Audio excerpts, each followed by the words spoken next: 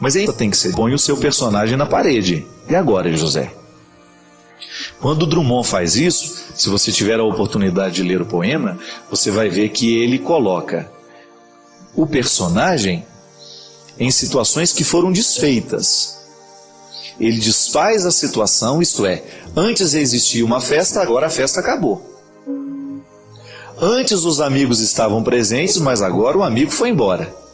Então veja bem, é uma desconstrução. O poeta Drummond de Andrade desconstrói o contexto modificados pelo processo da desconstrução.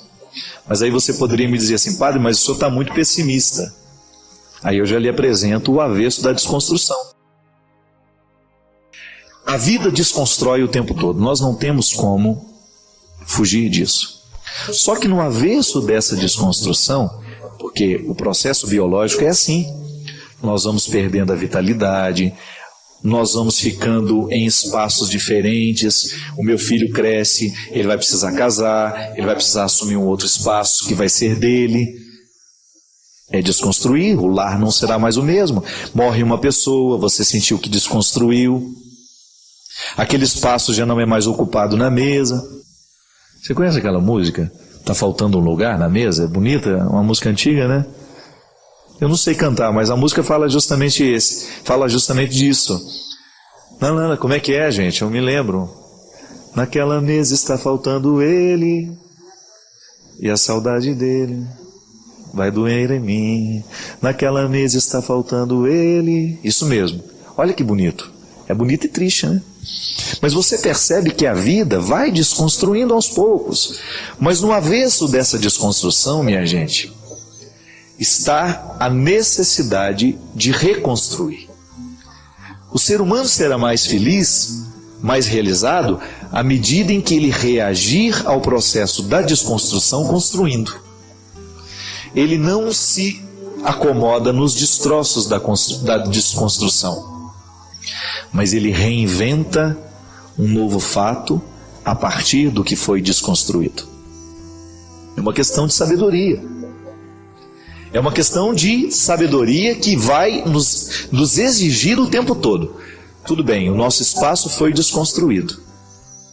Algumas pessoas foram embora, alguns amigos nos abandonaram, o marido não está mais dentro de casa, resolveu partir, nos deixou, o nosso pai morreu. As desconstruções são inúmeras.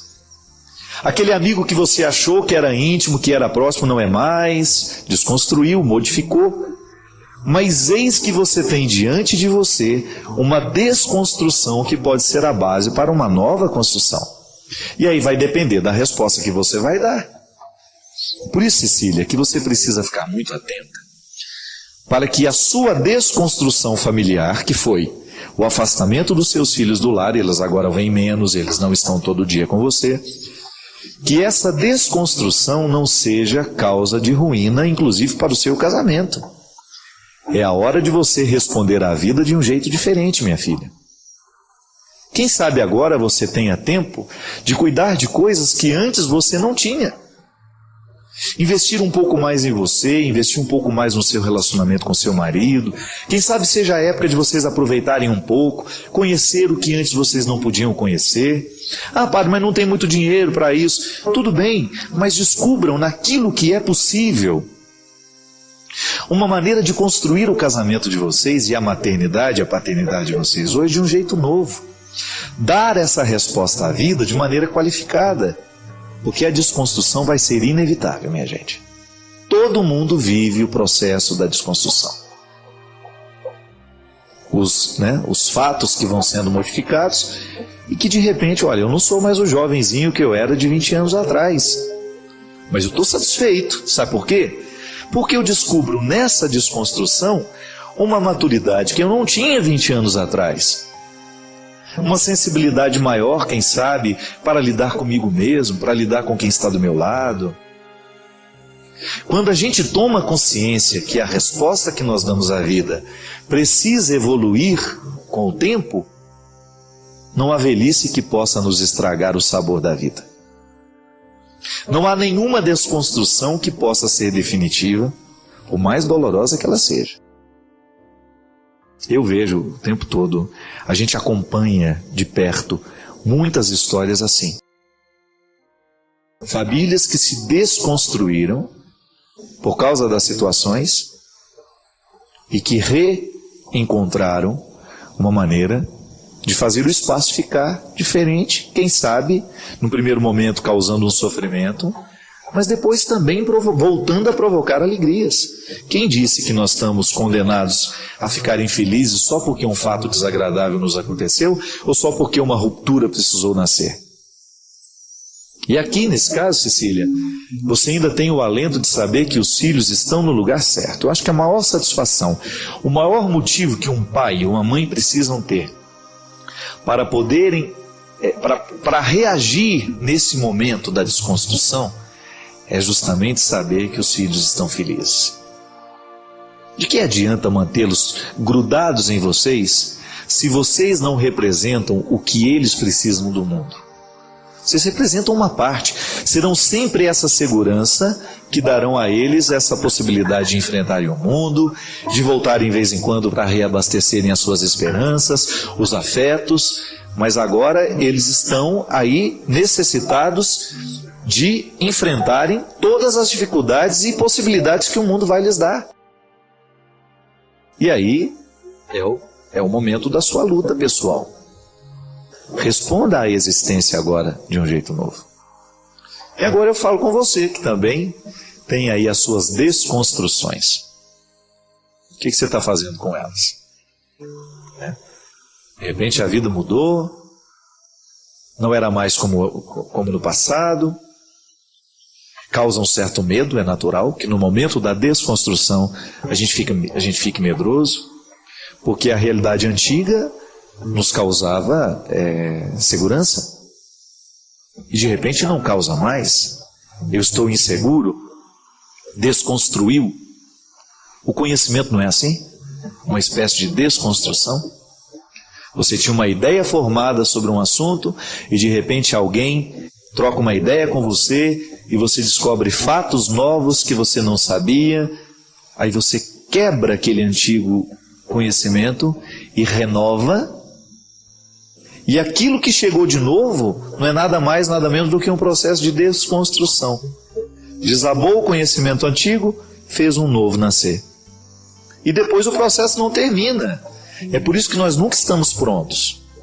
Porque enquanto nós formos vivos, nós seremos desconstruídos e reconstruídos. O processo é dinâmico, circular.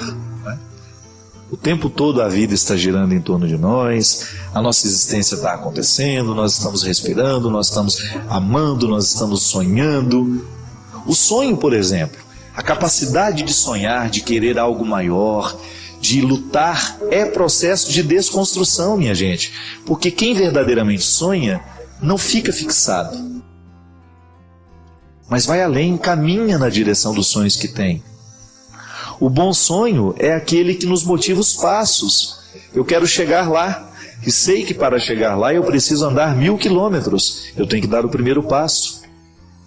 Se eu não dou o primeiro passo, 1000 quilômetros não vão acontecer. Eu não vou fazer essa travessia. Eu não vou conseguir superar. Mas agora, à medida em que eu dou este passo, que eu respondo à vida com essa determinação, já que eu quero andar 1000 quilômetros, eu preciso dar um passo. Aí o que você faz? Desconstrói, porque 1000 quilômetros já não existem mais, porque você já deu um passo na direção deles. Então, Cecília, tenha muita paciência com o seu processo de desconstrução, mas também tenha uma sensibilidade de que você não pode ficar parada, tem que avançar. Não fique lamentando a partida dos filhos. Vá fazer alguma coisa, vá ocupar sua cabeça. A melhor maneira de viver bem é tendo a mente sempre ocupada de coisas boas. Porque aí não há desânimo que vá ter oportunidade de tomar conta de nós. Não há desânimo que possa ser maior que nossas esperanças. Não é verdade? E aí, se você percebe que a desconstrução está te assustando, comece a olhar já para as ruínas daquilo que foi desconstruído e comece a trabalhar para a sua reconstrução. É assim que a gente se supera, viu? Não tenha medo, não. Dá certo. Dá certo com todo mundo. Por que não vai dar certo com você? Olhe para aquilo que deu errado, olhe para aquilo que está desconstruído e lance-se nessa luta. Coloque-se nessa disposição de ir adiante, de vencer, de alcançar. Porque esse é o grande objetivo da vida. Que ela nunca seja um motivo para nos desanimar, mas ao contrário, para nos fazer ir além. Amor próprio é também saber distinguir o que deve ser seu, o que não deve ser seu. Amor próprio também é saber e dizer: eu dou certo com você, eu não dou certo com você. Amor próprio é isso. Tem bilhões de pessoas no mundo, você não precisa ser amigo de todo mundo, você só precisa ter respeito cristão.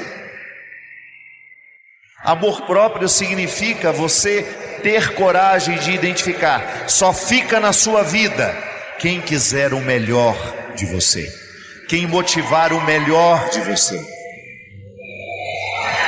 Só vai ficar na sua vida, na experiência da conversão, de se amar e de sentir-se amado por Deus, só vai ficar na sua vida quem quer para você pelo menos um pouquinho do que Deus anda querendo. Se você identificou se o que o outro só está trazendo diabólico, põe para correr. Lá em Mateus 25, Jesus disse que Ele nos deu todos os poderes de fazer o que Ele fez e ainda mais, inclusive o de expulsar demônios. Que às vezes você vem para o meu lado e fala: ô padre, vai lá em casa fazer uma oração de exorcismo por mim. Faço, não tem nenhum problema. Mas aí eu raciocino: você cria o capeta, põe comida na boca do capeta diariamente, e eu que tenho que ir lá expulsar. Sabe qual é o melhor exorcismo que está na autoridade que Deus nos deu? Mudança de atitude. Quer expulsar o diabo? Fecha a porta por onde ele entra. Que conversinha mole é essa? Que conversinha mole é essa de fazer uma oração de exorcismo e não mudar a atitude por onde ele entra? Que conversinha mole é esse? Que cristianismo molenga é esse que não te dá a autoridade de descobrir por onde o diabo entra na sua vida, por onde ele está fazendo o acampamento, quais são os territórios da sua personalidade que são frágeis para que o diabo tenha oportunidade? Fecha essa porta em nome de Jesus. É o poder que você tem. Isso é amor próprio. É você não permitir que o diabo faça acampamento na sua casa. Usar da autoridade dos mundos sacerdotais, régio, profético que Jesus deixou em nós, no nosso batismo. Cadê a força do batismo em nós? Não podemos viver convivendo com o que é diabólico e achando isso normal. Não. O meu cristianismo precisa mostrar diariamente por onde o diabo entra na minha vida. Aí sim, isso é sentir-se amado por Deus. Que você olha nos olhos dos que querem te destruir e você fala: afasta-te, porque este território aqui é santo e ele já está consagrado, e eu sei exatamente o que eu quero extrair de mim. Eu só quero extrair coisas boas do meu coração. Diga comigo: eu sou uma fábrica de sentimentos. Eu posso fabricar amor, mas também posso fabricar ódio. Uma coisa é certa: não posso fabricar os dois ao mesmo tempo. Ou eu amo, ou eu odeio. Simples. Tá bom. Agora é escolher se você será uma fábrica de amor neste mundo, ou se você escolherá ser uma fábrica de ódio neste mundo. Se você escolherá cultivar o demônio, ou se você escolherá exorcizar. Se você escolherá se amar porque Deus ama você, ou você vai continuar neste pessimismo crônico de achar que Deus não quer nada com você.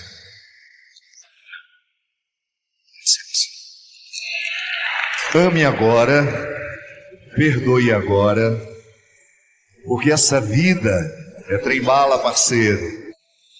Quando a gente menos imagina, já está na hora da gente se despedir. E daqui só vamos levar o que amamos. Aqui só vamos deixar o que amamos. Sabe quando é que nós vamos ser esquecidos? Quando a nossa história ficará maravilhosamente esquecida, que é bom também isso. Ser aquele defunto sempre lembrado, nossa, que cansaço. Quando é que a gente cai, se dilui no esquecimento? Quando morrer a última pessoa que nos amou. Quando morrer a última pessoa que nos amou, nós entraremos no esquecimento.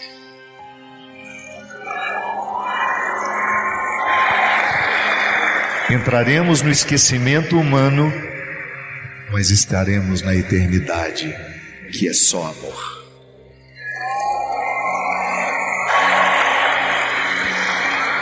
Por isso, não perca a oportunidade de ser com quem você ama. Não espere datas festivas para comemorar. Não retire aquela louça bonita que você tem só quando chega uma visita importante, não. Gaste tudo o que você tem, porque o amor é agora. Não economize absolutamente nada com aqueles que você ama. Dê todo o seu tempo, que é a maior riqueza que você pode oferecer a alguém. É o que você é. Um dia, o primeiro gesto de solidariedade que nós tivemos na vida foi a gente ser capaz de dividir o que a gente tinha. E é lindo já. Mas depois, a solidariedade exige uma evolução a mais. E você foi convidada a oferecer não o que você tinha, mas quem você é. Aí sim,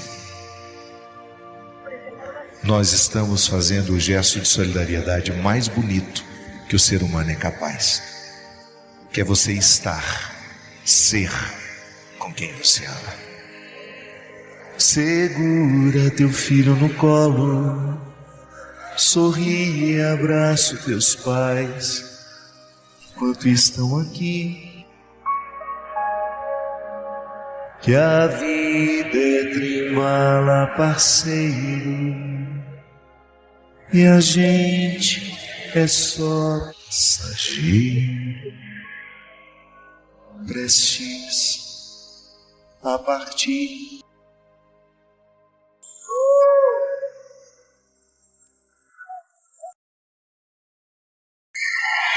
As suas alegrias te levaram a lugares muito bonitos, mas quem te fez crescer foram as suas lágrimas.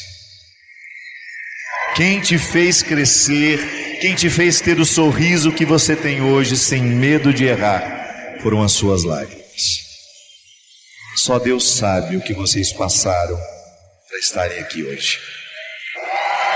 Só Deus sabe as batalhas que nós precisamos travar para a gente ter o direito de sorrir hoje.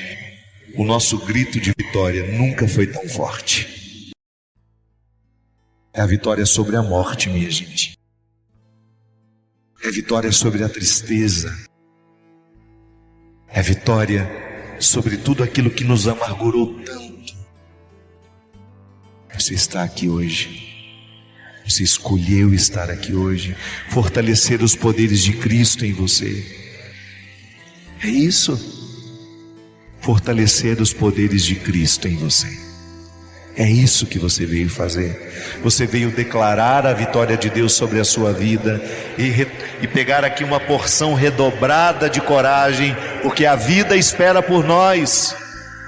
E nós precisamos estar no nosso lugar. Quando a vida nos convidar a sofrer, quando a vida nos convidar a sorrir, nós estaremos prontos para ela. Porque o cristianismo não é outra coisa senão um espírito de prontidão. Prontidão. Quando eu precisei sepultar a minha mãe, eu vivi uma das cenas que certamente eu nunca mais na minha vida eu vou me esquecer. O carro que me levou até o cemitério parou um pouco adiante e bem na porta do cemitério estava parado o carro funerário onde estava minha mãe. E quando eu olhei para trás, minha gente, aquela porta aberta, eu vi a urna onde a minha mãe estava. Eu não iria poder vê-la. Naquela época, nós estávamos proibidos dos ritos da despedida. E eu me lembro que eu estava sentado no carro e uma desolação tão grande tomou conta de mim, que era como se eu não tivesse força nas minhas pernas para sair daquele carro e andar na direção da minha mãe.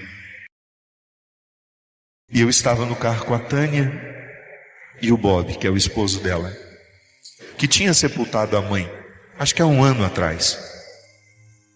Ele segurou na minha mão e falou assim: meu irmão, é a hora mais difícil, mas você precisa viver. Eu juro para vocês que eu gostaria de fugir. Se eu pudesse fugir daquele momento, eu fugiria. Eu não queria estar naquele lugar. Mas naquela hora, a fala do Bob me fez me lembrar o que eu estou dizendo para vocês aqui hoje. Eu nunca vi a minha mãe, nas 2 oportunidades que ela teve de sepultar filhas, pedir um remédio para entorpecer a mente porque ela não estava dando conta.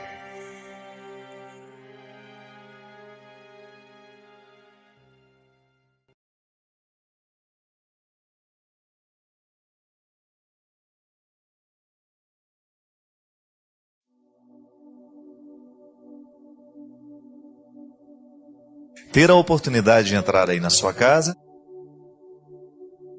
nessa noite de hoje, estabelecer comunhão com você, com a sua família.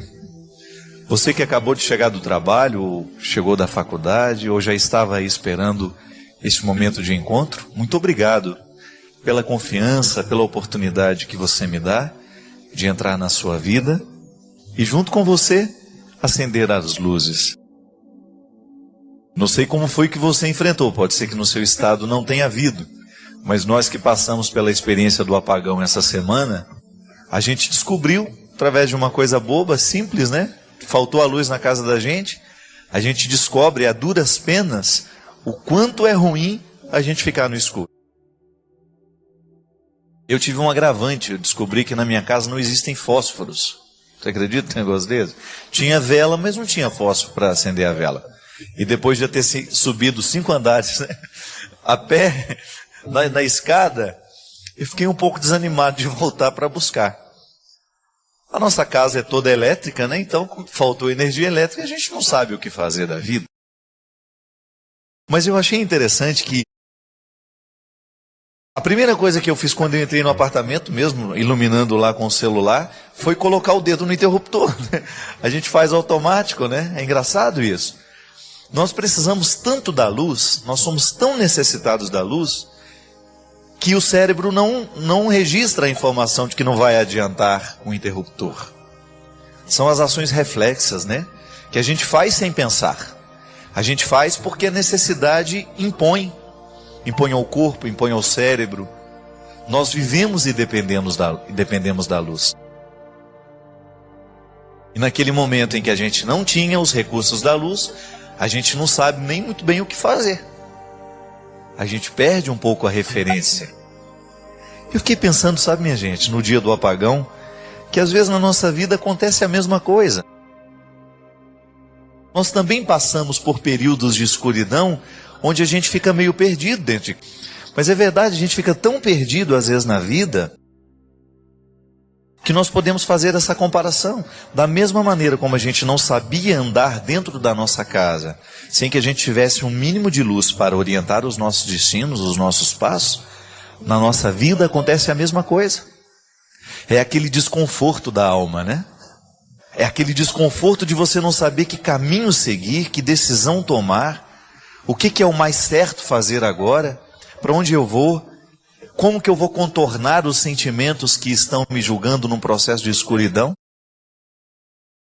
E aí, de repente, a gente descobre que há alguma coisa, alguém, alguma realidade que pode significar essa luz na nossa vida. Assim como alguém vem nos socorrer do apagão, vem nos emprestar um fósforo, vem nos emprestar uma lanterna, nos momentos de escuridão da nossa alma, nos desesperos que nós enfrentamos muitas vezes na vida, alguém também pode emprestar uma luz.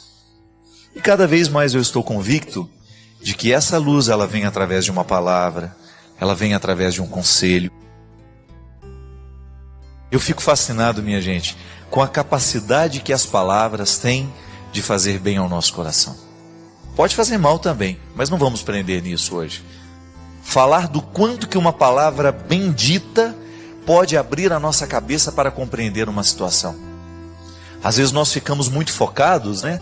A gente só enxerga o mesmo ponto do problema e a gente não consegue sair daquilo. Nós ficamos patinando em torno das nossas dificuldades e de repente alguém vem, olha nos nossos olhos e diz alguma coisa que tem o poder de clarear a nossa mente.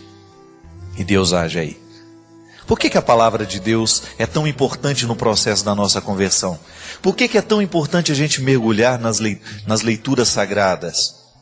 No Novo Testamento, no Antigo Testamento, nas palavras de Jesus, nas cartas dos grandes apóstolos, nos escritos dos grandes homens e mulheres que fizeram uma bonita experiência de Deus, e aí toda a literatura mística.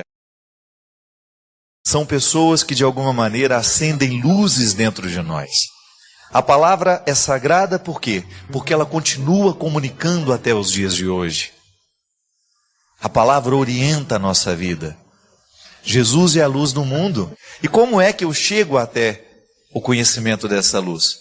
Através dos sacramentos, através da pregação, através da leitura da palavra, através da instrução catequética, de todas as atividades que a igreja propõe, para que nós possamos mergulhar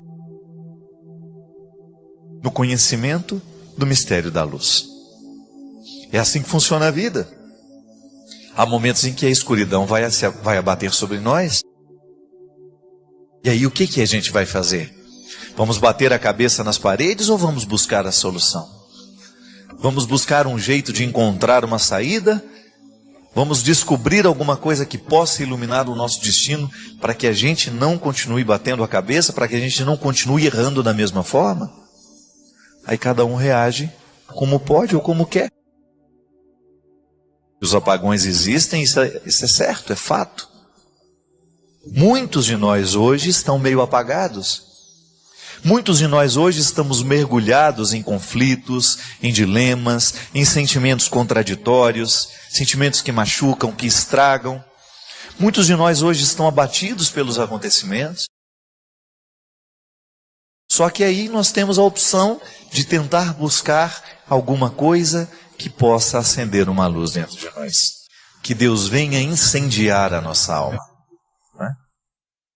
Incendiar a nossa alma significa a gente pedir a Deus que Ele venha clarear a nossa mente, que Ele venha reorientar os nossos sentimentos, o nosso coração, a nossa consciência. Quantas vezes tantas vezes na vida a gente erra justamente porque nos faltou clareza na consciência. Faltou clareza no processo. E é isso que a gente pede.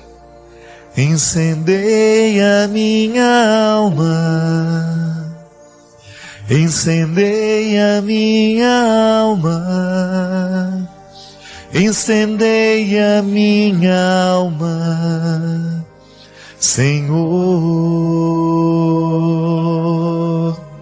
Deus possa acender em cada um de nós uma luz e possa nos ajudar a encontrar o caminho certo para que a gente percorra e que a gente venha sanar as dores, as angústias. Não é que Deus vai resolver os nossos problemas, Ele vai nos ajudar a acender a luz que a gente precisa acender para chegar à solução que nós precisamos encontrar. Toda vez que nós passamos por um processo de escolha, é natural que nasça uma angústia. O filósofo Sartre dizia que a gênese das nossas angústias está justamente nas possibilidades. Vai ficar mais angustiado aquele que teve mais possibilidades, porque ele pôde escolher. Toda vez que a gente toma uma decisão, minha filha, nós precisamos assumir as consequências dessa decisão e sofrer da maneira certa as consequências dela na nossa vida. O que a gente não pode permitir é que a gente comece a sofrer do jeito errado. Ao invés de lamentar o que perdeu, comece a estabelecer para você, quem sabe, um novo tempo, né?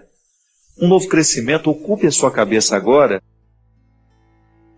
não do que perdeu, mas daquilo que você pode viver como profissional.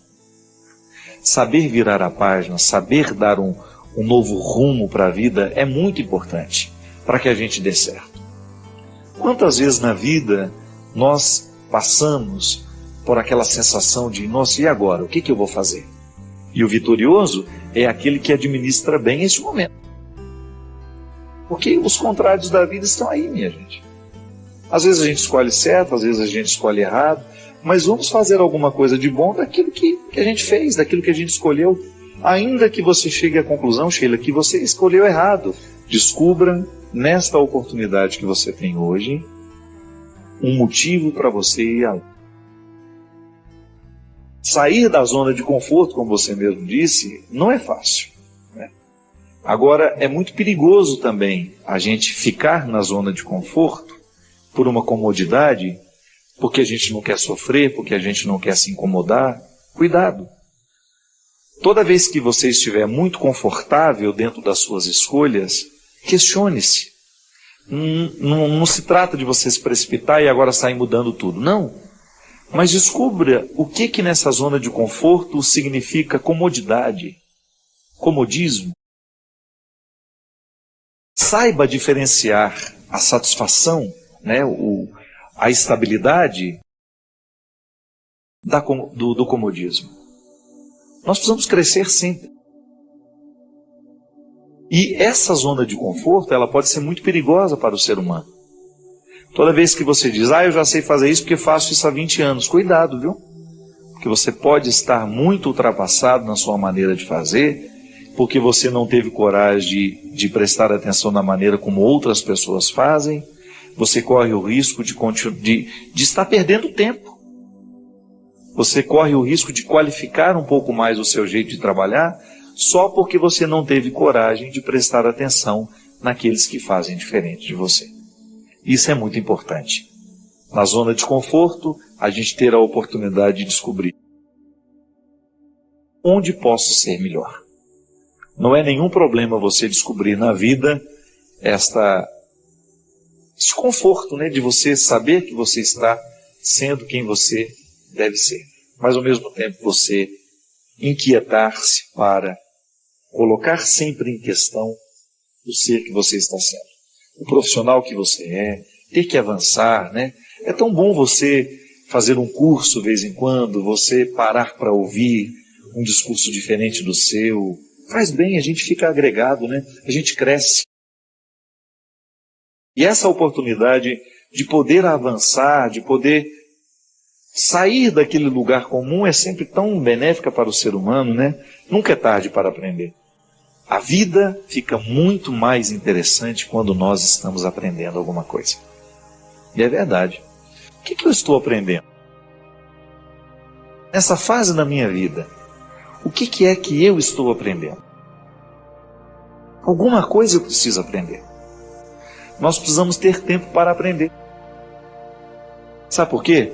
Quando nós nos dispomos a aprender alguma coisa de novo, o nosso ser, ele entra numa dinâmica. Ele reassume uma dinâmica, ele volta a ser jovem. Que a gente não quer morrer sem ter tido a oportunidade de tocar a beleza da vida. E é verdade, quando eu descubro que esta palavra significa isto, é como se um novo horizonte se abrisse para mim. Eu abri as portas de um significado que antes eu desconhecia. Quando eu me disponho a aprender um novo idioma, eu entro num novo tempo da minha vida. Quando eu me disponho a fazer uma faculdade, quando eu me disponho a aprender um ofício, uma coisa simples, né? Eu estou lá preparando a minha casa, estou lá vou lá no jardim, eu vejo o jardineiro fazendo, eu quero aprender. Eu não quero roubar o serviço do jardineiro.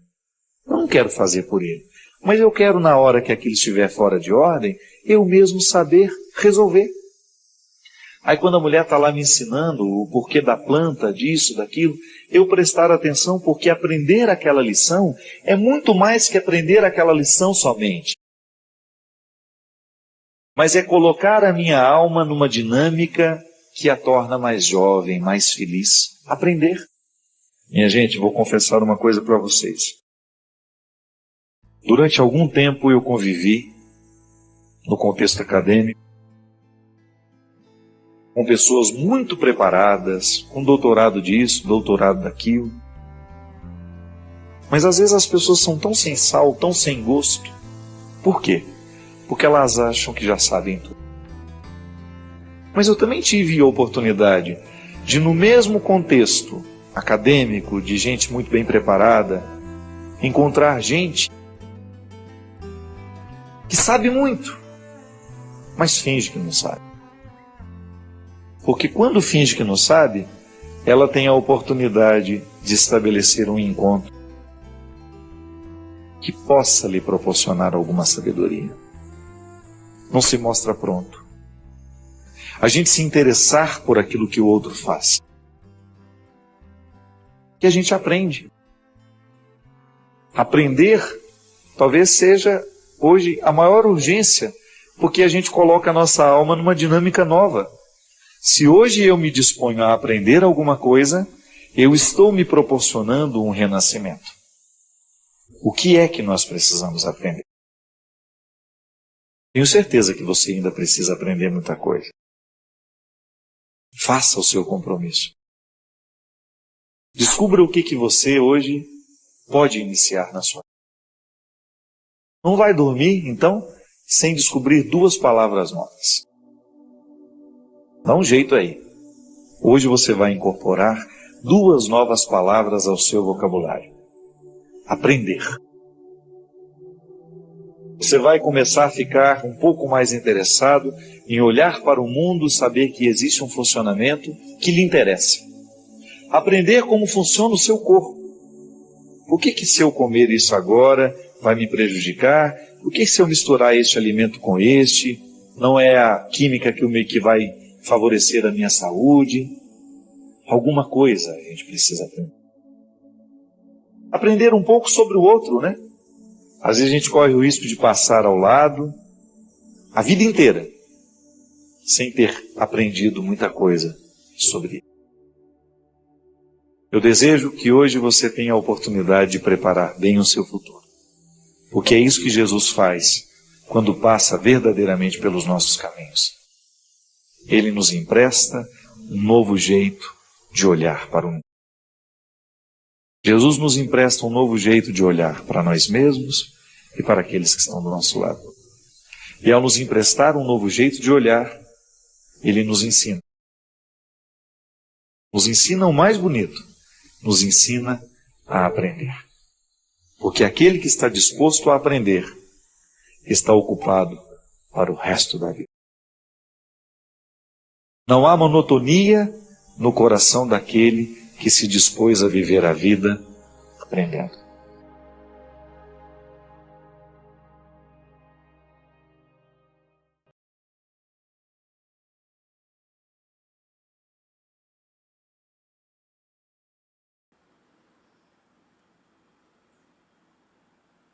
Cada vídeo desses é uma construção. E quem chega até o fim é quem ajuda a sustentar essa obra. Se esse conteúdo fez sentido, comente aí, deixe o seu compartilhamento, se inscreva, deixe o like, claro. E além disso, dá uma olhadinha nos links da descrição. Também tem outros caminhos que você pode dar uma olhada. Valeu, um grande abraço e até o próximo vídeo. Tchau, tchau.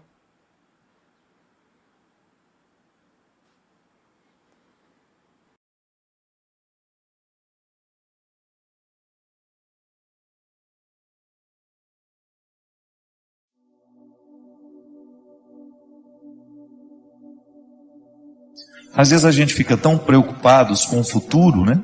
A gente nem sabe se a gente vai ter. Ou então a gente passa boa parte do nosso tempo faturando o passado, pegando as faturas do passado, olhando se valeu a pena, se não. E nos falta muitas vezes a sensibilidade de observar a vida que está ao nosso redor nesse momento. Essa vida que não para, que a gente precisa administrar o tempo todo com muita sabedoria. A vida que não para e a vida que é rara. Você sabe que em Jesus, quando você mergulha no contexto dos evangelhos, você vê o tempo todo alertando as pessoas para a preciosidade do momento presente. Jesus sabia valorizar o momento presente. Era uma maneira que Jesus tinha de identificar e de ensinar que Ele é de quem está ao redor dele. O pai, o irmão, a mãe, é de quem está próximo, é de quem estabelece aquele momento com Ele. Ele apenas está ensinando que, a partir do momento que nós estamos juntos, vivendo em torno de um ideal comum, a vida nos fraterniza. Essa vida que é rara, essa vida que não para. A qualidade da vida expressa ali, naquela oportunidade que a gente tem de valorizar, de descobrir a raridade do momento que nos pertence. Eu vou te contar uma coisa, hoje é impressionante como nós encontramos pessoas que estão destruindo as suas vidas porque não aprenderam a paciência. A pressa nos mata. Você que está me ouvindo, eu tenho certeza que você sofre na sua carne as consequências da sua ansiedade. A ansiedade te adoece. A falta de paciência prejudica o seu relacionamento com os outros. Nós estamos agitados demais. Nós estamos vivendo para fora demais. Nós temos compromisso demais, quietude de menos. Tudo hoje nos convida a ir com muita pressa. O mundo hoje é apressado. E se a gente não cuida, a gente entra nesse ritmo acelerado que nos impede muitas vezes de perceber a própria vida. Muitas vezes nós não apreciamos a viagem, ou porque estamos ocupados com tantas coisas, porque até queremos dormir um pouco, não é nenhum problema. E é interessante porque às vezes, quando nós pegamos a estrada, a nossa ansiedade é chegar. Por isso que às vezes a gente acelera tanto, a gente anda até acima da velocidade permitida, colocando em risco a nossa vida, em risco a vida do outro. Porque nos falta a percepção de que na viagem o importante é o ir. A graça não está no destino final, mas está em cada passo, em cada etapa desse deslocamento que nos leva até aquele lugar. Para isso a gente precisa ter paciência. Talvez seja a virtude mais necessária para os dias de hoje, a gente ter paciência. Paciência com o processo da vida, paciência com os outros que estão ao nosso redor. Porque só na paciência é que a gente descobre que a vida é rara. Que a vida é rara, que ela precisa ser apreciada, ser saboreada, que essa vida merece ser vivida em cada momento, em cada etapa, com muita intensidade. E às vezes nós vamos ficando cansados, né? Nós vamos perdendo a capacidade de ter essa paciência. Pode observar, quando nós estamos estressados demais, a primeira coisa que a gente perde é a paciência. A gente tem dificuldade de lidar com o tempo, a gente tem dificuldade de lidar com as esperas, com as demoras. A gente quer tudo para ontem. A gente coloca a nossa alma num ritmo tão acelerado e que é tão contrário a ela. Qual é o espaço que você cria para que Deus tenha condições de moldar a sua alma de acordo com a sua vontade, com o desejo que Ele tem? Qual é o espaço que você oferece a Deus para que o seu florescimento espiritual aconteça? Para que você não se desgaste demais nessa vida que não para, nessa vida que é tão rara e que muitas vezes você não percebe por causa do modo de vida que você escolheu viver. A graça de Deus nos sustenta, mas nós também precisamos buscar a quietude para que esta graça alcance o nosso coração e nos restitua com a nossa paciência. Pode ser 5, 10 minutos. Silêncio, oração, respiração profunda. O exercício da respiração profunda é excelente para quem quer descansar, para quem quer dormir bem. Uma boa leitura, uma música que vai lhe fazer bem. Não vá para a cama sem lhe oferecer este oásis que vai lhe dar condições de trabalhar essa paciência dentro do seu coração. Aí você vai para as necessidades da alma. Oh, meu Deus! Como são diferentes as necessidades da alma. A alma precisa de oração, a alma precisa de silêncio. Eu gosto de dizer que quando o corpo fica calado, até que a alma comece a sentir os benefícios do corpo estar quieto e calado, vai um tempo, não é imediato. A alma fica reboliça dentro do corpo porque a gente está sempre apressado. Nós estamos dando ao corpo um ritmo alucinante constantemente. Então a alma tem dificuldade de descansar. E a oração, a verdadeira oração, é aquela que, calado o corpo, a alma também começa a se calar. E aí ela começa a ficar propensa a Deus. Ela começa a ter a possibilidade de ter um encontro com Deus. Por quê? Ao disciplinar o corpo numa quietude e num silêncio, a alma começa a entrar nesse contexto de silêncio, de quietude, que é onde a gente vai ter a oportunidade de ouvir Deus falar com a gente. Minha gente, nós precisamos prestar muita atenção no ritmo que nós estamos dando à nossa alma.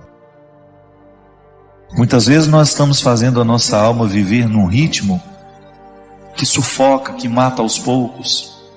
E quem é que impõe esse ritmo à alma? O corpo. Porque nós não podemos separar as duas realidades. Mas você não pode esquecer que elas têm necessidades diferentes. São duas realidades que necessitam de coisas diferentes. A alma precisa de música. Quantas vezes você chegou cansado em casa, tomou um banho, deitou na sua cama, colocou uma música que te relaxava e você sentiu que a sua alma agradeceu aquele carinho que você fez a ela? Isso é oração também. Ainda bem que nós temos aqui, as músicas que nos fazem rezar. Ou gosto de dizer, as músicas que rezam por nós. São canções naturalmente religiosas que vão fazendo com que a nossa alma desfrute dessa tranquilidade. A arte ensina a nossa alma a ser paciente. A oração ensina a nossa alma a ser paciente. Mas o primeiro objetivo que a gente tem quando escreve um livro, quando compõe uma música, quando a gente grava um CD, é proporcionar àqueles que nos acompanham, que acreditam no nosso trabalho, proporcionar um aprendizado da paciência nessa alma. Então a gente tem uma leitura que nos tranquiliza, que nos ensina valores, que mexe na nossa cabeça, que mexe no nosso jeito de pensar. Aí você vai percebendo este movimento natural de Deus, trazendo essa paciência que é tão fundamental para que a gente tenha equilíbrio para enfrentar as pressas da vida. O corpo precisa de atividade física, precisa de alimento, precisa de descanso, precisa de conhecimento. Se você cuida bem da saúde do seu corpo, você vai observar a necessidade de vez em quando fazer um check-up, fazer um exame de sangue, examinar tudo aquilo que é o funcionamento do seu corpo, porque você quer viver, você quer ter saúde. Então, para ter saúde, é preciso administrar as necessidades do corpo. Então, o corpo tem necessidades que, se a gente não observa, ele entra num processo de falência logo. Aí aquela vida bonita que você poderia desfrutar, você não desfruta porque você foi negligente com as necessidades do seu corpo. Você sabe que eu, na minha vida, como eu sou uma pessoa que tenho uma vida muito pública, eu estou o tempo todo encontrando muita gente, eu trabalho muito, eu tenho muitos eventos, eu viajo toda hora, eu encontro muita gente. Eu assumi uma regra para mim. Quando eu chego na minha casa, ali é o meu claustro. Às vezes eu não aceito convite nem para atravessar a rua para almoçar na casa da minha vizinha. Porque eu sei que a minha alma precisa dessa quietude. Eu preciso do meu silêncio. E eu só saio quando eu realmente tenho de sair. Porque eu descobri que para eu dar conta de viver essa vida muito pública, eu preciso ter bastidores. Eu preciso ter o meu espaço de vida consagrada ao silêncio, à quietude, à oração. Porque nessa correria nem sempre eu consigo. Mas você já imaginou se eu chegasse na minha casa e impusesse a mim uma rotina de vida social que me retirasse para jantar, para isso, para aquilo, para uma festa? Não aguentaria a vida que eu tenho. E como eu privilegio a minha vida de missão, porque eu sou um missionário, eu escolhi ser missionário. Ninguém me obrigou a ter essa vida. Às vezes eu tenho tanta gente para atender, tanta gente querendo conversar comigo, que quando eu subo no palco, me restam 2, 3 minutos ali só para me concentrar, para entrar ali no palco e dar tudo de mim. Mas quando eu chego em casa, eu preciso me dar o direito de viver esses bastidores, de viver esse silêncio, essa quietude, de desligar um pouco o meu telefone, de esquecer que ele existe, de estar um pouco mais diante de Deus, para que Ele me preencha, para que depois, quando eu voltar para a estrada, eu continue tendo o que oferecer ao outro. Olha aqui, você tem uma vida diferente da minha, mas não se engane, você também tem a mesma necessidade que eu tenho de ter bastidores. Sua vida te exige.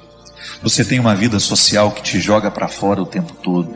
Você trabalha muito, você encontra muita gente. E qual é o espaço que você cria para criar dentro do seu coração esse espaço de paciência que só Deus pode nos dar? Deus não pode fazer nada com as nossas obras se antes Ele não possuir o nosso coração. É disso que eu estou falando. Quando nós oferecemos a Deus o nosso serviço e esquecemos de oferecer a Ele o coração, que é a metáfora de todos os meus bastidores, Deus não poderá restituir aquilo que eu ofereço ao outro através do meu trabalho. E em pouco tempo eu estarei oferecendo a mim. E oferecer a mim, somente a mim, vai me desgastar demais. Eu vou ficar cansado, eu vou perder a paciência, eu vou ficar estressado, eu vou ficar bruto com as pessoas e eu vou esquecer a delicadeza.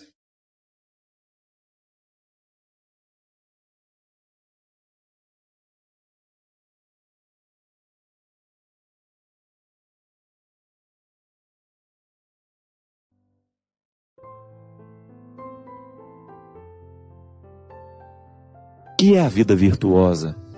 É você buscar no seu dia a dia pisar na cabeça dos defeitos, da mesma maneira como Nossa Senhora pisa na cabeça da serpente, na representação da imagem que nós conhecemos, a Nossa Senhora das Graças, né? Que pisa na cabeça da serpente.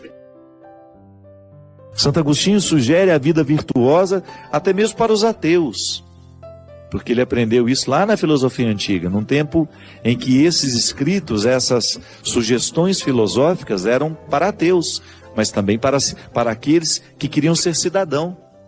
Eu quero ser um bom cidadão na minha cidade. Platão, Aristóteles já falavam disso. A vida virtuosa como aquela que organiza a vida social. Agostinho já está falando numa perspectiva cristã.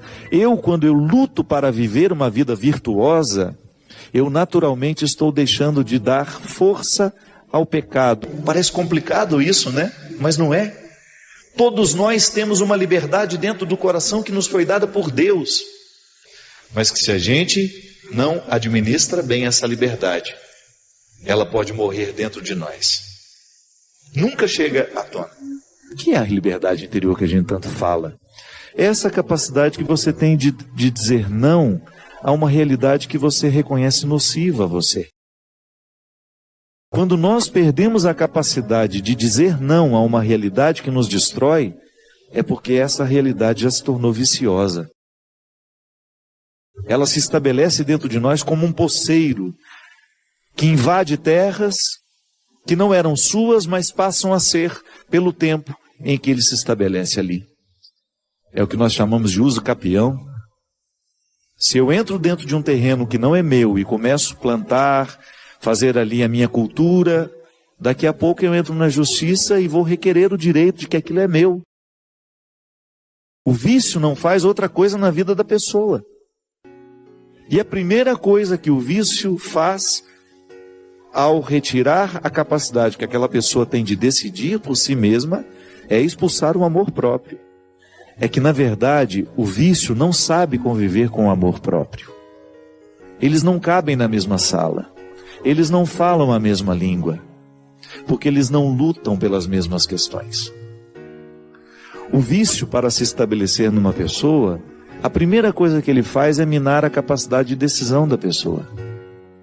Ele retira a liberdade interior. E por isso que Jesus fala o tempo todo da linguagem do coração. E o Evangelho de João, que é o Evangelho do coração, é o Evangelho do afeto, daquele apóstolo que fez uma experiência muito profunda de Jesus, é o Evangelho do coração. As narrativas de João são sempre muito profundas. Estão todas elas na perspectiva de mostrar um Cristo profundo. Um Cristo que não se prende nas aparências, mas um Cristo que enxerga o coração. Nós temos 1000 formas de ver e compreender a Deus. Mas quando nós compreendemos de coração, é porque algo muito profundo aconteceu com a gente. Por isso, o amém que nós dizemos não é um sinônimo de submissão, é um sinônimo de confiança. E é por isso que aqueles a quem nós dizemos amém, começa a ter um poder sobre o nosso coração. Aquilo que ele diz para nós é importante, a gente assimila, a gente guarda e de alguma maneira a gente obedece. O amor nos coloca nessa perspectiva, minha gente. E é por isso que quando nós falamos de conversão do coração, nós precisamos passar um pente fino em todas as pessoas a quem nós obedecemos. Porque definitivamente, se eu quero ser um discípulo de Jesus, o amor que eu amo e o amor que me é oferecido não podem ser opositores a este segmento que eu quero viver. Sabe, minha gente, para mim é um exercício diário que eu preciso fazer como cristão. Eu não posso permitir que no meu coração se alojem linguagens e vozes que sejam contrárias às vozes de Jesus em mim. Esse é um exercício de conversão. Para mim, como cristão, a minha identidade cristã carece de ser reforçada por vozes que me recordam quem eu sou. Ah, padre, mas como é que a gente fortalece a vontade? Cercando-se de coisas boas. Uma boa leitura, mudança de hábitos, cercando-se de pessoas que possam de fato contribuir com você. Tem tanta gente boa no mundo, eu sempre digo isso. Tanta gente especial no mundo, tanta gente brilhante do ponto de vista humano, e nós muitas vezes fechados nos nossos mundos, cultivando pessoas que não nos agregam, que não nos edificam. Mas você já parou para pensar que na experiência de amar e ser amado, nós também dizemos amém o tempo todo? Ou não? É até uma forma de você esmiuçar bem a qualidade do amor que você diz sentir. É a quantidade de amém que você diz àqueles que você ama. Não no sentido de ser submisso, não se trata disso. Porque a verdadeira obediência carece de ter liberdade interior. Quem não é livre não sabe obedecer. Quem não é livre fica submisso. Isso não é obediência. Porque obediência significa ouvir com o outro. Significa aí que tem uma parceria.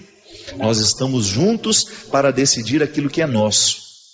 Nós vamos ouvir juntos para chegar a uma conclusão.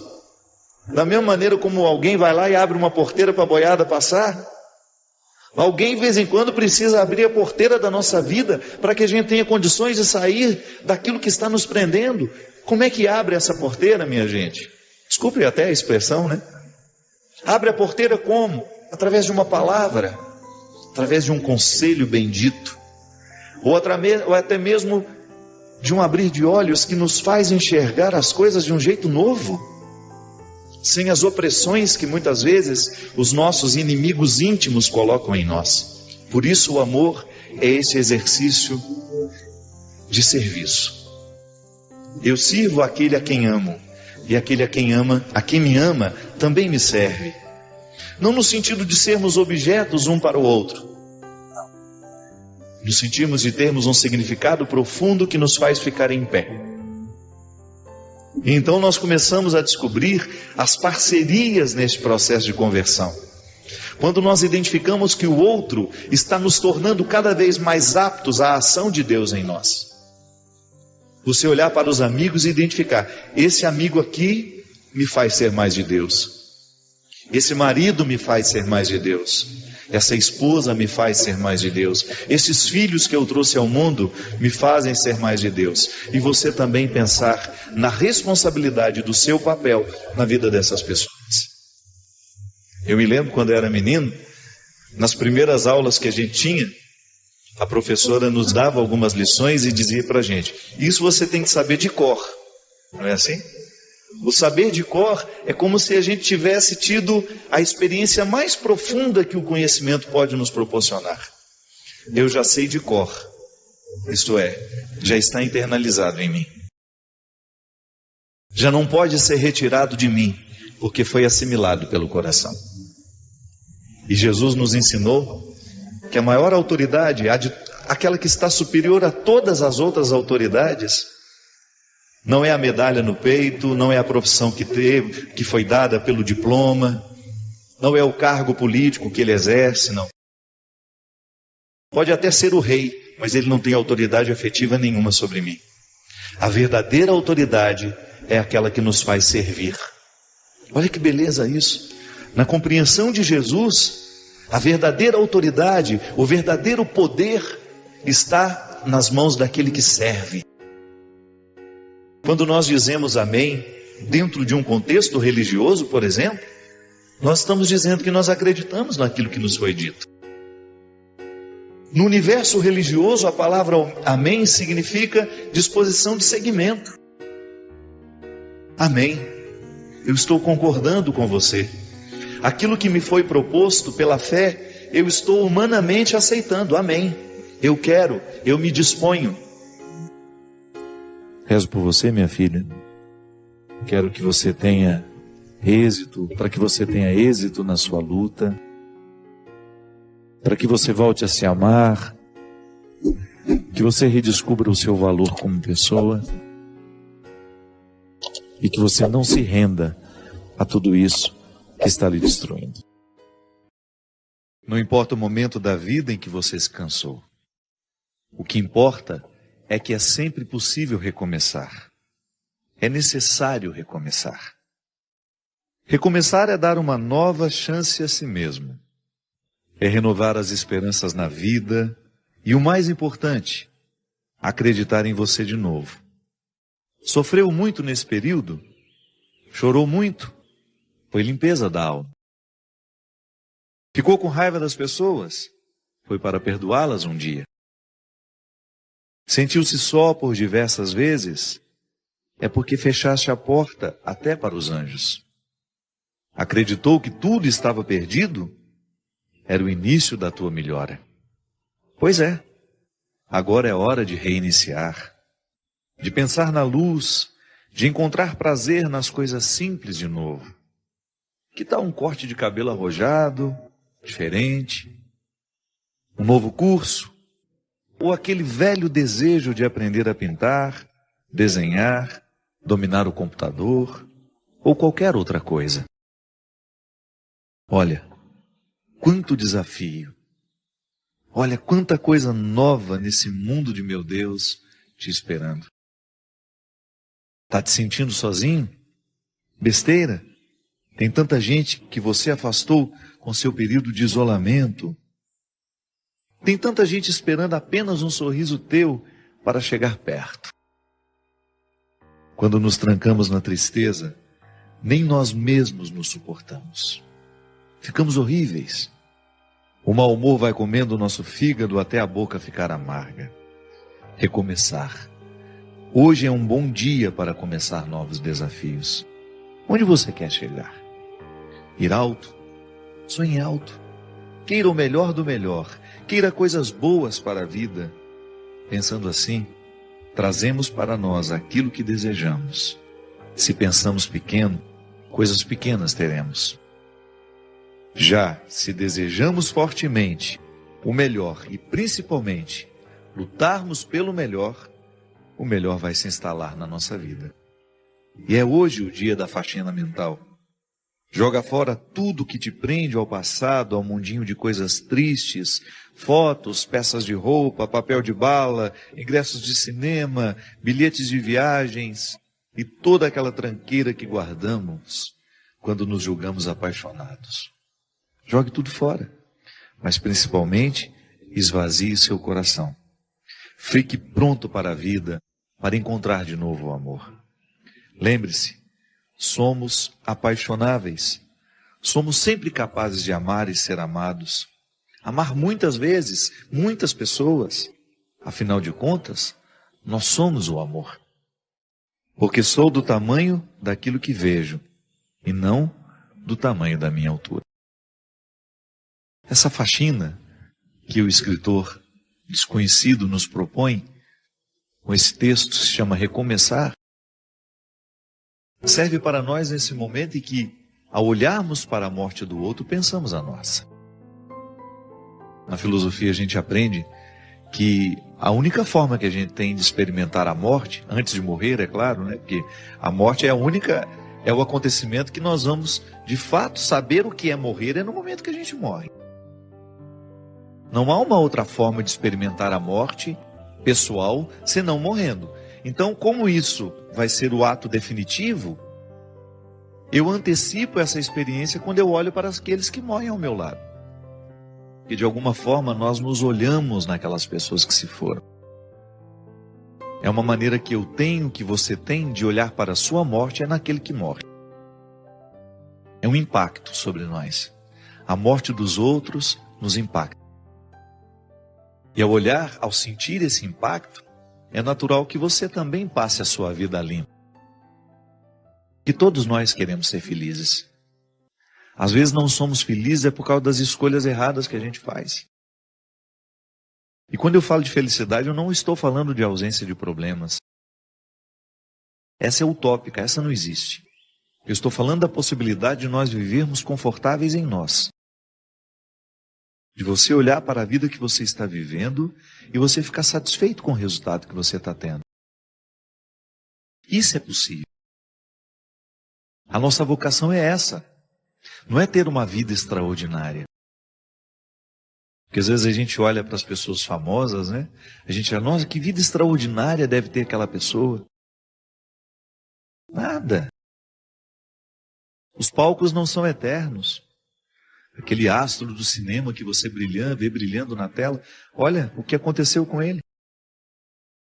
Um homem que ganhou Oscar, um homem que ganhou inúmeros prêmios ao longo da sua vida e de repente não consegue administrar a infelicidade do momento, ou não soube administrar o sair de cena, porque isso também é perigoso.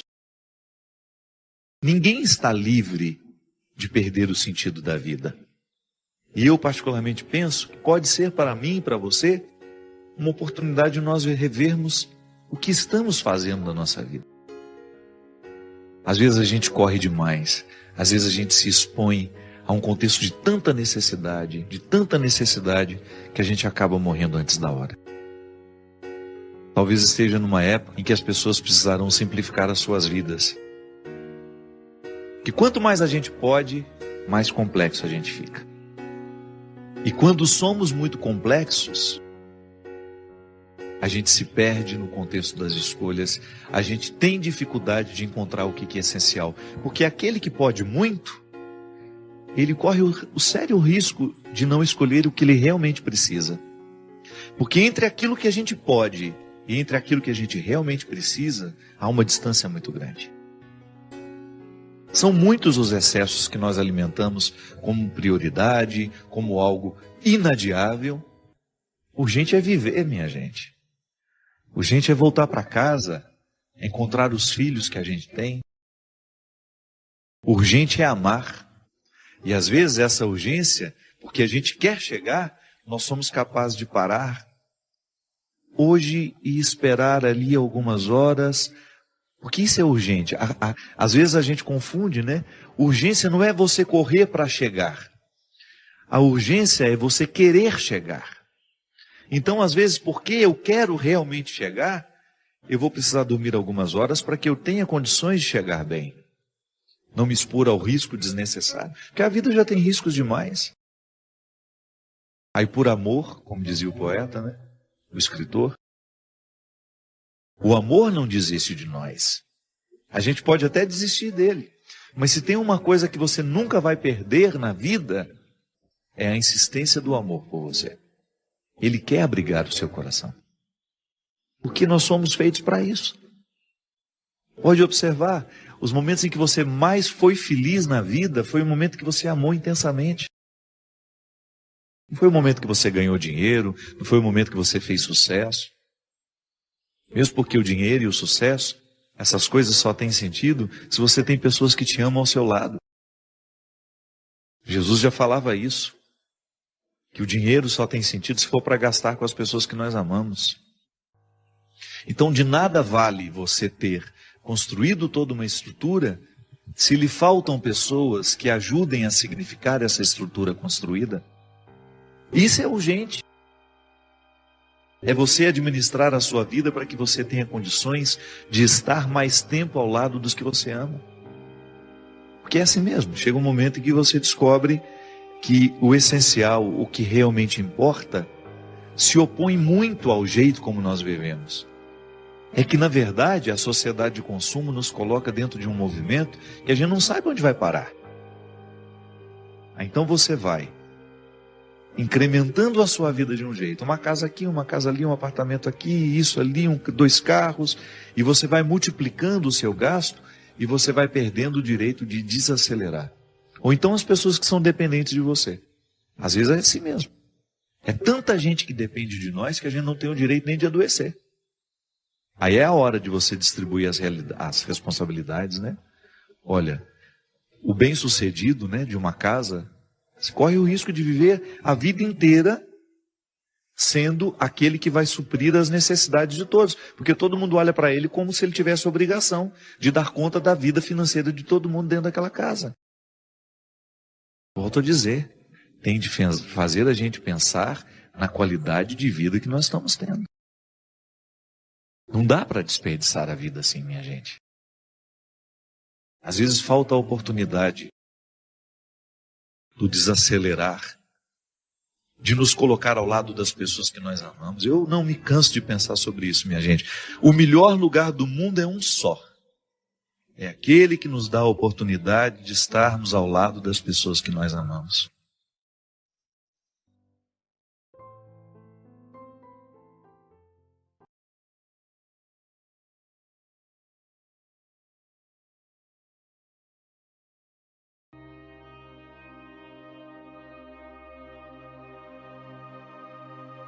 Na vida, toda vez que nós estabelecemos comunhão, nós temos a oportunidade de crescer como pessoas.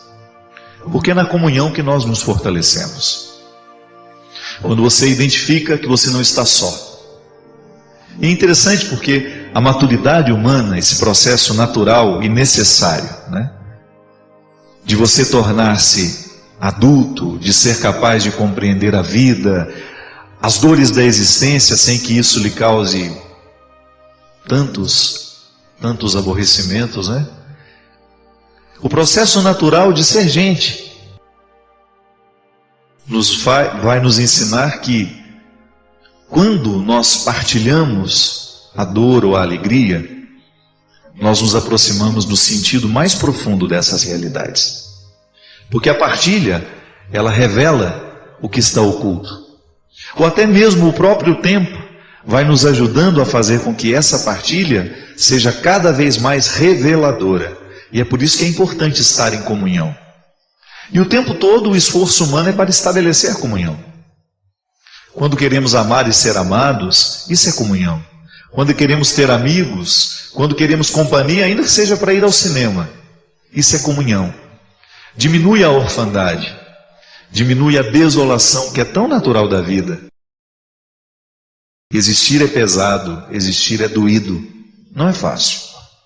E não há fórmulas mágicas, não há fórmulas prontas que nos ajudem a dar conta de existir com harmonia. A única forma que nós temos de existir com um pouco mais de harmonia é através do processo do amadurecimento. Porque a gente sabe que a criança, ela é um ser que não gosta de ser contrariado. E a criança tem muita dificuldade com o não. E a gente sabe que o processo pedagógico consiste em dizer o não na medida certa e na hora certa. É isso que vai fazer com que a criança tenha condições de compreender o limite. Às vezes a gente tem esse ímpeto, não é? Quando é criança, esse instinto de destruir o outro, de querer o que é do outro. Aí alguém vem e nos educa, não é bem assim. Você precisa aprender a dividir, você precisa aprender a respeitar. Palavras como respeito, solidariedade, só é possível a quem já é maduro. Mas é no processo do amadurecimento do ser que a escola nos ajuda, os pais, as pessoas que nos amam, os que são verdadeiramente responsáveis por nós, vão nos ajudando a viver este processo de maturidade, onde nós nos posicionamos diante da vida assim. Eu não sou alguém que tem que ser agradado o tempo todo. Claro que eu vou buscar a minha realização humana, eu quero ser feliz, eu quero ter o direito de ser satisfeito sendo quem eu sou, mas para chegar a essa satisfação, a vida nos ensina que a gente tem que passar pelo processo da purificação. E só essa purificação nos amadurece. E quem se recusa a viver o processo do limite, das dificuldades da vida, não vai conseguir ser uma pessoa equilibrada e madura. E esse é o nosso projeto, não é verdade? A gente quer ocupar o lugar no mundo de maneira harmoniosa. Para isso servem as religiões. O discurso religioso, ele entra justamente para nos ajudar a trazer essas harmonias. E eu gosto sempre de dizer também que a religião, quando você fala a expressão, a palavra religião, ela vai muito além de templos e ritos religiosos. Nós estamos falando de tudo aquilo que nos toca, de tudo aquilo que nos harmoniza. Então é religioso amar, é religioso ouvir uma música, é religioso apreciar uma obra de arte, porque são situações que nos sensibilizam, que nos tocam e que nos fazem melhores. São realidades humanas que nos tocam e que nos ajudam a viver esse processo de maturidade. Essa semana mesmo eu estava pensando, refletindo um pouco, a igreja nos convida que no tempo da quaresma a gente precisa, não é que a gente só reza na quaresma, não, é que a quaresma é um tempo especial de oração, de recolhimento. Nós falávamos aqui no programa da semana passada, que é importante a gente descobrir a diferença do tempo litúrgico. Então nós estamos vivendo um tempo em que a igreja nos convida a viver o recolhimento, o jejum, a oração. Mas pelo amor de Deus, eu não posso compreender o jejum, o sacrifício, por eles mesmos. Há um motivo muito maior escondido naquela minha renúncia que eu faço. Então tá bom, eu não como carne na sexta-feira, ou eu não como carne, ou eu deixei de comer chocolate durante esses 40 dias. Tudo bem, cada um escolhe o sacrifício que quer fazer, a renúncia que quer fazer. Mas o verdadeiro significado dessa renúncia é provocar dentro de nós a possibilidade de sermos melhores, de termos mais oportunidade de ser mais confiante, ou até mesmo de ter um pouco mais da posse do que somos nós. Porque às vezes a gente vai vivendo de um jeito que a gente perde a capacidade de se controlar. Então eu me exercito ali, me controlo diante de uma caixa de chocolate para depois ter condições de me controlar diante de situações mais sérias. Mas aí volta aquilo que eu estava dizendo. Estava pensando que qual é o grande segredo da oração? O que a oração faz na nossa vida? Você vê, os monges budistas têm uma maneira específica de rezar. O padre católico tem um jeito específico de rezar. O pastor evangélico tem um jeito específico de rezar. As religiões nos propõem os ritos, mas o que realmente é o teor deste rito? Quando eu deito a toalha branca sobre o altar para eu presidir a Eucaristia, quando eu celebro o rito católico cristão, o que eu estou propondo e o que eu quero experimentar desta oração? E sobre isso eu pensava, que a oração, ela é um instrumental que nos coloca num processo de autorreflexão. Eu vou me auto-refletir. Eu posso refletir sobre o outro, eu posso refletir sobre o mundo, mas a oração, num primeiro momento, ela me permite um olhar demorado sobre mim.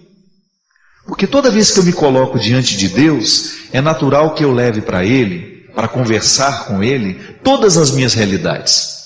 Os meus egoísmos, os meus medos, as minhas inseguranças, as minhas virtudes. E naquele momento em que eu estou diante do Senhor, em oração, eu tenho a oportunidade de fazer o que muitas vezes o mundo não me proporciona, que é justamente tocar essas realidades de maneira amorosa. É por isso que eu não acredito na oração que esteja desvinculado do processo amoroso. Rezar é querer o bem. Já me ouviu falar isso, né? Que quando eu rezo pelo outro, eu estou manifestando a Deus o meu desejo de bem-querer mesmo, é um bem-querer. Eu estou rezando para que o outro tenha paz, para que o outro tenha saúde, para que o outro tenha dignidade, para que o outro seja filho da justiça, né? ou que esteja dentro de um contexto de justiça. O meu querer bem, essa oração é amorosa. E toda vez que eu entro neste processo de oração, eu estou me favorecendo ficar um pouco mais humilde, eu estou me favorecendo um pouco mais de equilíbrio. Que é engraçado, né? Até os ateus admitem isso. Até os ateus admitem que a reflexão faz bem. O silêncio, um tempo de pausa, porque ateu também precisa se autorrefletir. Ele também precisa se autoanalisar. O ateu também tem necessidade de esmiuçar a sua realidade humana, porque ele também sofre das mesmas ansiedades que nós. Então todo mundo precisa se refletir, todo mundo precisa se pensar. Como é que eu estou sendo? Quem eu estou sendo? Que lugar eu estou ocupando no mundo? Como estou tratando as pessoas que moram comigo? Como trato as pessoas que eu encontro? Como é que eu sou um cidadão? Né? Hoje, no Jornal da Manhã, o Alexandre Garcia refletia essa malandragem que existe na internet, de, por exemplo, eu passo por uma blitz e imediatamente vou tuitar que tem uma blitz em tal lugar. Então aquele que não está em condições de dirigir, que já está alcoolizado, ele vê aquela informação, o que ele vai fazer? Ele vai desviar, vai procurar um outro caminho, e é nessa hora que acontecem os acidentes. Então o Alexandre Garcia refletia essa solidariedade com o que é ruim. Então eu sou solidário para livrar o outro da responsabilidade. Que país é este? Esse é um posicionamento sério de quem realmente quer uma sociedade justa, ou de quem realmente acredita no valor da vida do outro, que eu não tenho o direito de dirigir embriagado, porque eu posso matar o filho do outro? Você já imaginou se eu sou um alcoólatra, ou se eu vou a uma festa e não estou em condições de dirigir, e porque estou guiado por alguém que me diz onde tem blitz, onde não tem, eu me encorajo a pegar o meu carro e sair sem condições de dirigir, e poder matar uma família que de repente está voltando para casa? Você acha isso justo? E o jornalista refletia justamente sobre isso.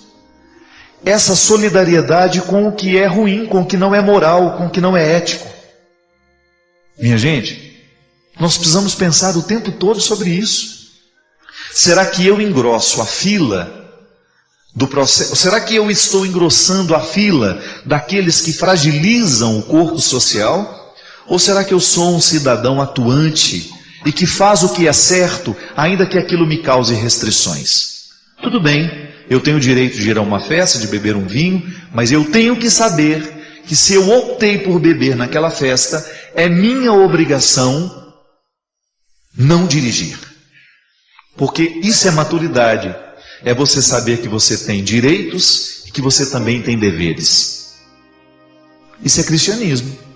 Se eu me digo cristão, se eu me digo adepto da vida, se eu me digo alguém que está preocupado em fazer a sociedade ser melhor, eu vou viver a dimensão da minha religiosidade assim, em ser capaz de promover o que é certo. Porque às vezes, minha gente, nós queremos viver a religião, mas nós não queremos os comprometimentos que essa religião nos traz. E para mim isso é um comprometimento religioso. Eu não sei quem é que está saindo naquele momento de carro, eu não sei quem bebeu, quem não bebeu, mas eu quero saber sobre mim, sobre as minhas escolhas. Não dá mais para a gente querer uma sociedade melhor se a gente não cumpre o nosso papel. Eu não tenho o direito de querer um mundo melhor se eu não exercito a minha parte, se eu não realizo a minha pequena parte. Quando eu saio da minha casa, eu tenho que sair com todas as responsabilidades assumidas. Eu sou um cidadão. Isso é uma proposta religiosa. O cristianismo precisa mexer no nosso jeito de viver, nas escolhas que nós fazemos. Aí sim, nós estamos falando de uma religião que realmente possa fazer bem, que possa nos colocar como verdadeiros transformadores, como foi a proposta de Jesus. Maturidade, todos nós precisamos, nós nunca estamos totalmente maduros. E há sempre um passo a ser dado na direção dessa maturidade.